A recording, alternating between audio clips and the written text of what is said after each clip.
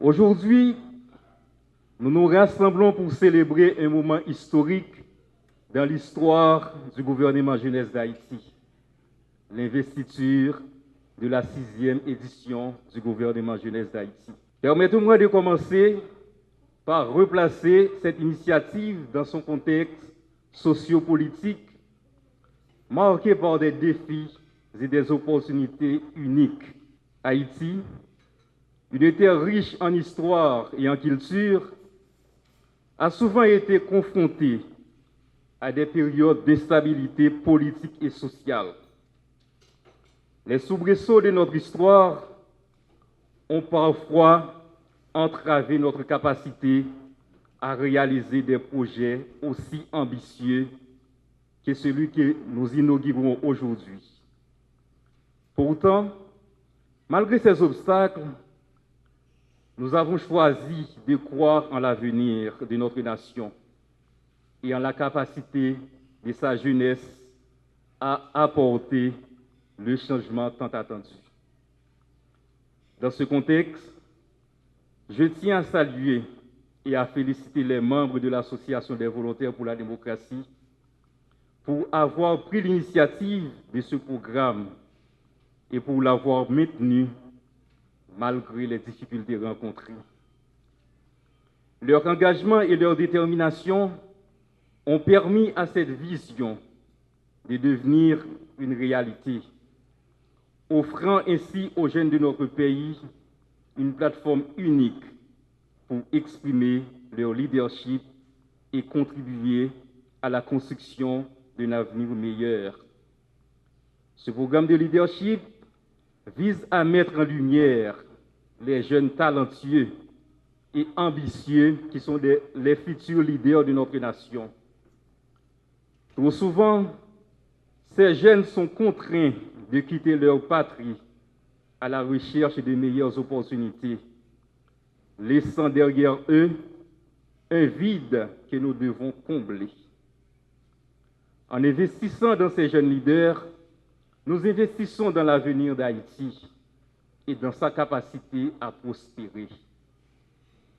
Cependant, nous ne pouvons ignorer la réalité de la jeunesse haïtienne qui est souvent confrontée à des défis socio-économiques et politiques.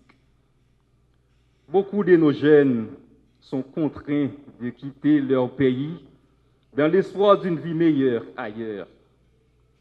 Cet exode prive notre nation de ses ressources les plus précieuses et souligne l'urgence de créer des opportunités ici chez nous pour que les jeunes puissent réaliser leur plein potentiel.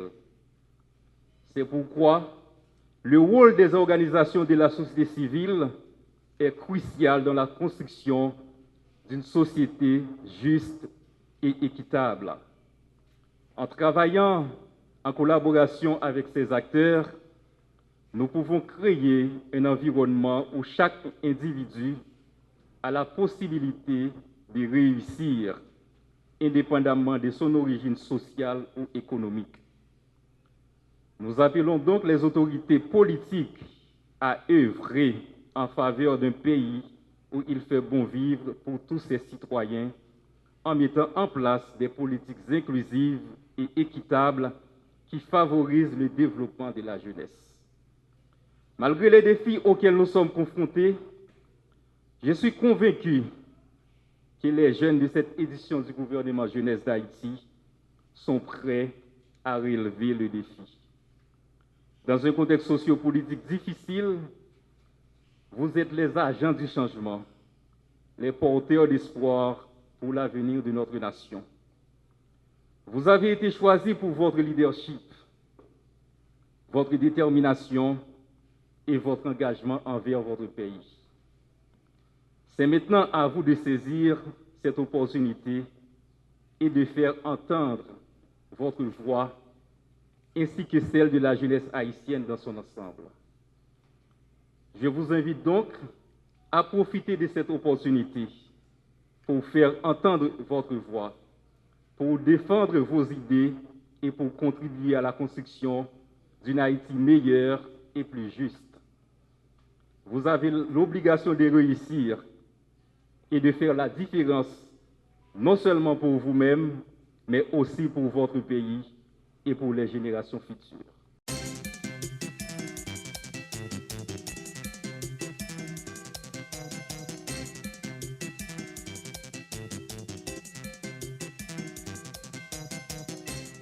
Notre patrie, Haïti, fait face à des crises profondes et multiples depuis des années. Caractérisées par une instabilité chronique et générale, ces événements consécutifs et différés ont entraîné l'effondrement de l'État-nation. Haïti, la première république libre et noire du monde, qui a initié le concept de la liberté et de l'égalité comme fondement de toute société, qui a redonné à l'homme sa dignité humaine et qui a servi d'inspiration pour toutes les autres colonies de l'époque, oui, Haïti a changé l'ordre mondial. Mais en dépit de ce glorieux actif, nos mauvaises décisions et pratiques nous ont éloignés de notre souveraineté. Les luttes pour le pouvoir, les coups d'État, les divisions internes ont souvent entravé notre développement. Mais malgré cela, notre peuple a toujours montré une résilience et une capacité à rebondir face à l'adversité. Haïti continue de faire face à des crises majeures, dont la pauvreté, l'instabilité politique, la corruption, mesdames, messieurs, l'insécurité, ou du moins le banditisme d'État. Le chaos administré, c'est un système. Les catastrophes naturelles, les infrastructures insuffisantes sont des obstacles significatifs à notre développement. Mais pourtant, ces défis ne doivent pas nous décourager, mais au contraire, doivent nous motiver à nous engager pour le bien de notre pays. Si personne ne va jamais préparer jeune, qu'il en a bien un bon leader, qu'il en a bien un bon président, si pas une structure qu'il a pour former côté absoti. Aujourd'hui, nous sommes effectivement réunis à l'occasion de cette cérémonie d'investiture de la 6e édition du gouvernement jeunesse d'Haïti, dont je suis la jeune présidente. Je suis Stéphanie Sophie Louis, originaire de Las Caobas, politologue de formation, une jeune de 22 ans qui s'est laissée choisir par la politique et qui a été guidée par l'amour de sa patrie et de son prochain.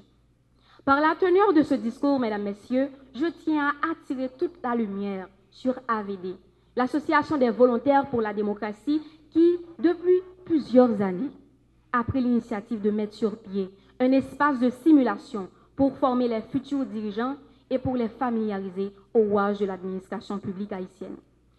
Mais comment avoir une administration équilibrée et compétente si la préparation n'est pas adéquate? Comment peut-on espérer une autre Haïti si les mêmes erreurs persistent encore et encore?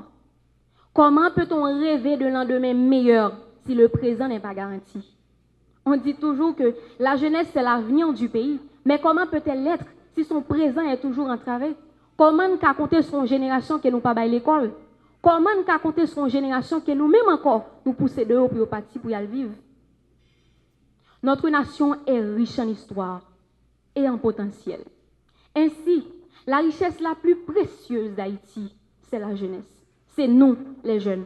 Nous sommes la force motrice du changement, les porteurs de rêves et les architectes de l'avenir. Architectes, cap dessiné, cap tracé.